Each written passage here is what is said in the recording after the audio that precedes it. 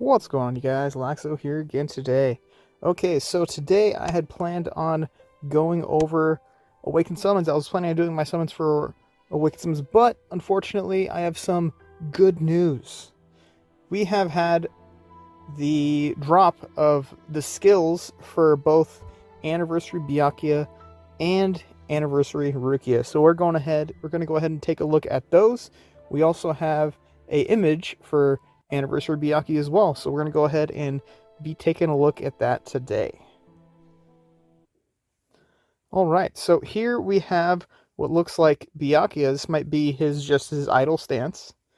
And over here we have looks like this is going to be his rage skill motion. Maybe he's going to be pushing those flower petals out, you know. And I have the same images here, just in white, of course.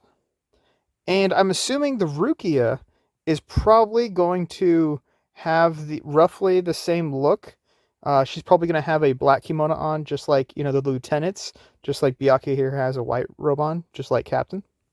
So I'm assuming that's probably what the Rukia and the Byakuya skin are actually going to look like. So let's go ahead and hop into the skills now. Alright, so here we have Anniversary Byakuya. Looks like he's going to be a dragon. Nice. So he's going to be able to rage first round. I'm assuming he's probably going to be an attack specialty unit, which would be really cool. And then we're going to have his Heroic War Soul here. 4% crit chance to all attack specialty units. That's pretty cool. Always good to have an extra 4% crit. Alright, let's take a look at his passive here. Anniversary Byakuya has increased attack power. He will gain 2 stacks of Broken Patch buff at the start of battle. Each stack of this buff will increase his crit chance by 10% and rage recovery rate by 5% at a maximum of 6 stacks. At 6 stacks, he will gain an additional 30% crit chance and 20% attack power. This buff can't be dispelled. So let's go ahead and do the quick math here. Looks like at max stacks, he's going to have 90% crit chance. Wow, that's pretty crazy. Because he will have the 6 stacks at 10%, which will be 60, and then he will gain an additional 30. So that's 90% crit rate, or crit chance right there. All right, let's go ahead and take a look at his... I'm assuming this will be his attack here. Yeah. Looks like it's going to be deals damage to a single enemy. This attack ignores 40% of the target's defense and add 1 stack of Broken Patch buff. Okay. So it looks like we're going to need to get his attacks off pretty quick here. I apologize, mastery skill. That's going to be his mastery skill. So we're going to have to get his mastery skill off pretty quick to buff up that stacking Broken Patch, whatever it's probably called. But nonetheless, let's go ahead and take a look at his rage here. Deals damage to all enemies and applies bleed for 2 rounds and gains 1 stack of his Broken Patch buff. So, looks like just in the first round alone, you can have up to 4 stacks. So that's pretty cool. Alright, let's go ahead and take a look at his weapon here. What does his weapon do? Deals damage to all enemies, applies bleed for 2 rounds. I'm not sure if that's an additional stack of bleed, or just 1 stack of bleed. So we'll have to see when he comes out. And gains 2 stacks of his Broken Patch buff. This attack will have 40% increased damage on targets who already have bleed debuff and restores 200 rage to Anniversary Byakuya for each enemy who was killed by this attack. Okay. So looks like we're going to have to run him with the bleed team comp of Nell and Stark. So that'll be pretty cool. Looks like we actually have a decent unit outside of a bird. So looks like we can run Anniversary Byakuya on that team. All right. Let's go ahead and take a look at Anniversary Rukia here. All right. Her Heroic War Soul. 4% crit rate to all skill specialty units. Okay, that or crit chance to all skill specialty units. That's pretty cool. Looks like all of our good skill specialty units are going to get 4% crit as well. And I'm assuming that is going to make her a skill specialty as well. And looks like she's going to be a tiger, a white tiger. Very nice. All right, let's go ahead and take a look at her passive here. Anniversary Rukia has increased damage immunity rate. I'm assuming, I'm just going to say that's damage reduction rate. Increased damage reduction rate. When your party deals damage to enemies with negative status that she's probably going to give. I'm assuming probably stun or something like that. They receive an additional 20% damage of Anniversary Rukia attack. Okay.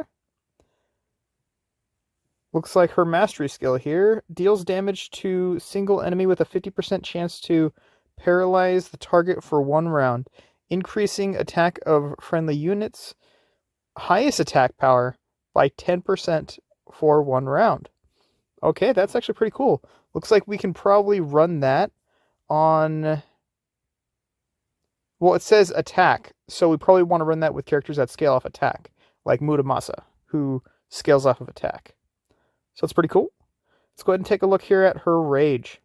Deals damage to all enemies, buffs her back row attack by 12% and reduces enemy back row. I'm assuming reduces the damage reduction rate by 15% and defense by 20% for 2 rounds. So that's roughly an overall 35% damage reduction rate. Almost. Wow, that sounds pretty cool.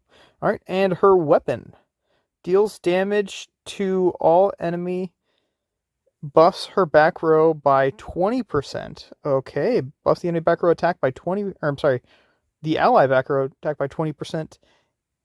With the highest attack unit, crit chance by 30%, and reduces enemy back row 25% immunity rate or damage reduction rate and 30% defense for 2 turns.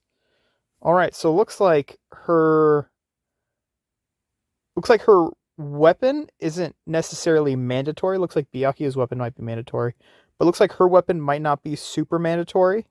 It just gives it a little extra buff to your back row and damage reduction rate to the enemy back row. So her weapon isn't necessarily going to be mandatory. However, Byakuya is probably going to get a really huge buff off his weapon. So anyways, we can run that. We can run this unit, Anniversary Rukia, on pretty much any team that needs White Tiger. And looks like she's going to do a pretty good job buffing your characters and paralyzing the enemy characters. So maybe run a character like Mayuri in there. I'm assuming any character that gives a negative status effects. So yeah, go ahead and we could even run these 2 characters together, Byakuya and Rukia.